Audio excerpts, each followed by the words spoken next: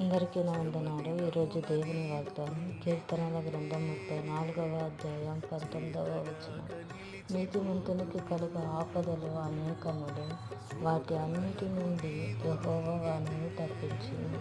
ఆమె దేవుడు ఉదయకాలంలో మంచి వాక్యము చేత మనందరినీ తృప్తిపరిచిన మన దేవాది దేవునికి మహిమ కలుగును గాక. ఆమె